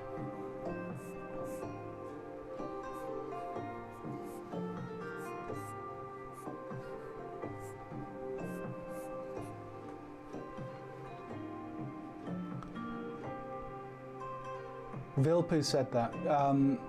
I'm sure, I'm not sure, Michael, what you're referring to, but I don't doubt Glenn has said something that I have repeated here today. And there's a very good chance that it was something I heard from Carl, because I never actually studied with Glenn. But I think Glenn and Carl, they share a lot of the same ideas.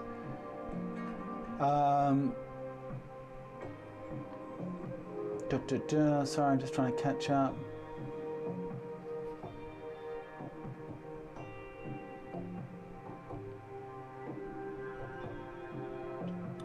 All right. We did that, imagine the model from a different angle on the stream a long time ago. That was brutal. Yes, yes, it is.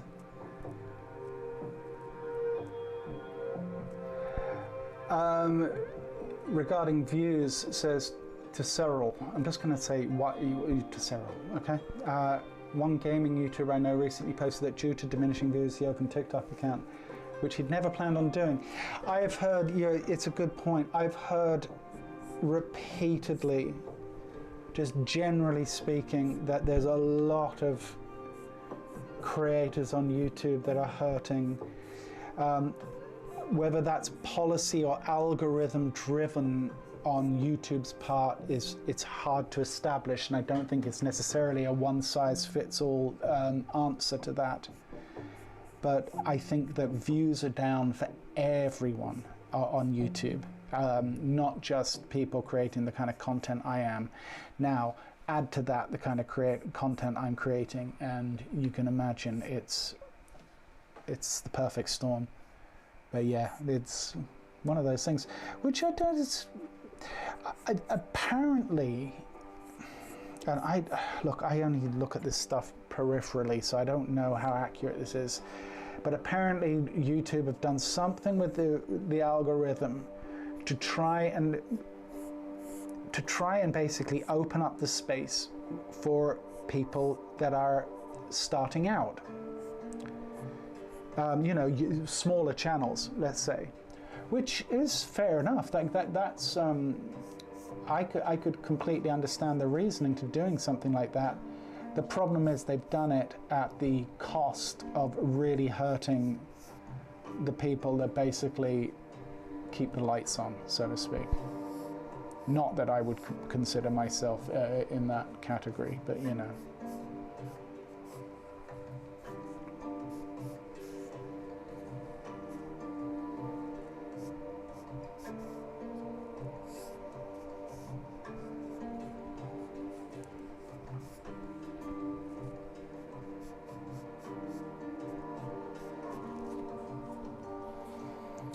All right, where are we at? 20 minutes. So, it's 7 o'clock. All right, well, I think we're going to... Okay, what I'll do... I think the bones of this drawing aren't terrible. Things are generally in the right place. What I'm going to do is maybe I'll use this one as an example of pushing the drawing to a more finished state, let's say. Just in the interest of what we were talking about earlier.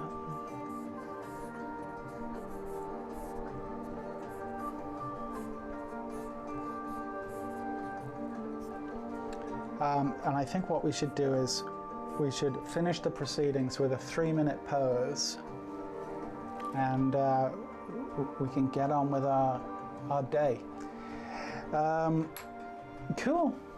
That was fun. This, as I said, this was the pose that we didn't do from the session last time, and you know, I was it was a time constraint thing, but I'm glad we got to do it today.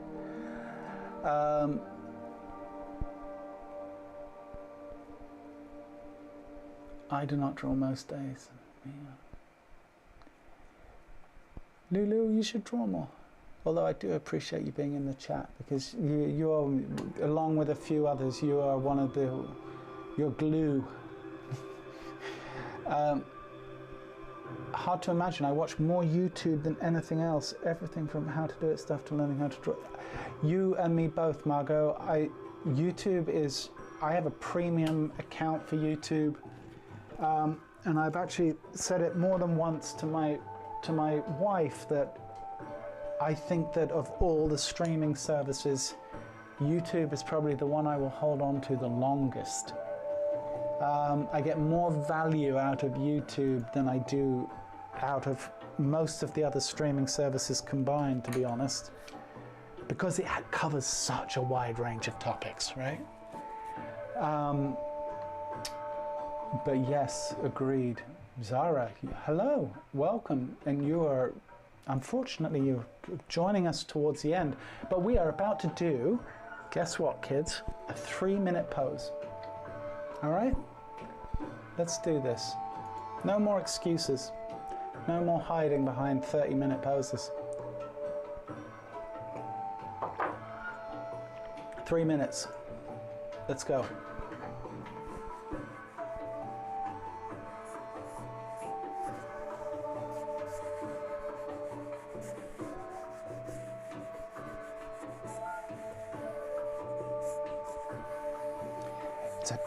It's a tough one because there's a lot of symmetry in this pose.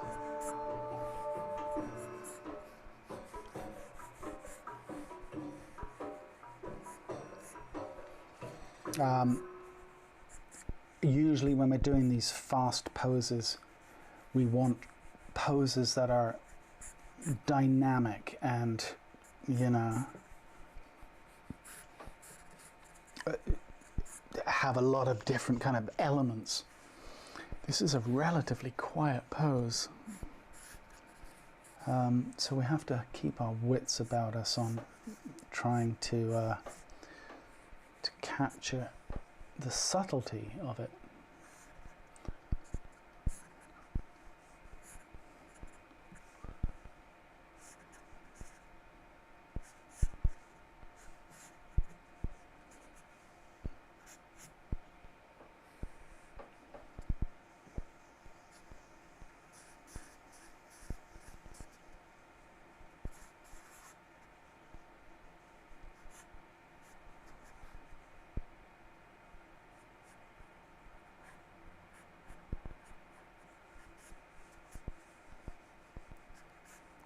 Music stopped.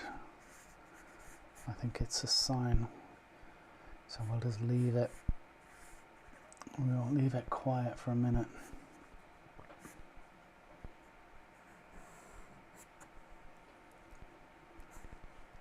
Where are we at? 2-minute mark. That time really doesn't mess around, does it?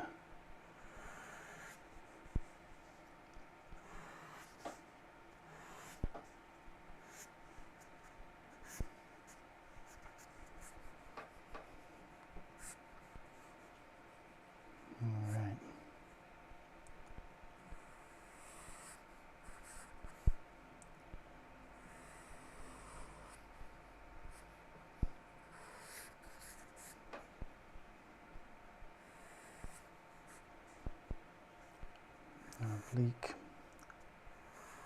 glutes.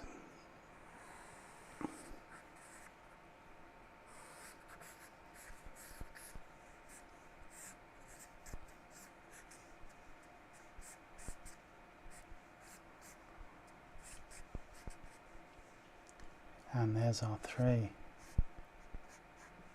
Boom. Guys, we're done. Yikes. Look at that. Good stuff. All right, we made it. Thanks so much for joining. It's always a pleasure. What's going on here? There we go. It's a little bit of sound just to sign us off. Yeah, that was a good one. So, we'll be back next week. Do you guys want to do the long form thing next week? Like 45 minutes to an hour per pose? We could do that. Just do a couple of poses and really kind of hopefully take them through to completion. Something to consider. Maybe we'll do that. Guys, thanks so much really for joining me. You guys make it a whole lot of fun. I appreciate all the comments and the conversation, really. And I hope you all take the spirit of my rambling as it's meant. I don't mean to disparage other schools of thought or systems, but I understandably, hopefully, have opinions that you can appreciate, even if you don't necessarily agree with them. Because that's really the kind of world that we hopefully want to live in, where we can agree to disagree sometimes. Really, thanks again. Have a wonderful weekend. I will see you all next week. And yeah, I'll hopefully I'll get a chance to sit down with that drawing and take it the full way between now and the next stream, and maybe we could even discuss it when we come back online. Maybe you guys could do the same. You know the pose I'm talking about, that one, the second to last one there. Maybe you guys could try pushing that right through to completion. Post them on Discord. I am going to promise you I'm going to make more of an effort to be more regular on Discord, because I've got things I want to share, ideas I want to share, and where I think it could be a good platform for that on top of everything else. Yeah, if you wouldn't mind hitting the like button on the way out, that was always appreciated. Or the dislike button. You know the rules. Guys, it's been fun. Thanks so much. I will see you next week. Take care. Bye.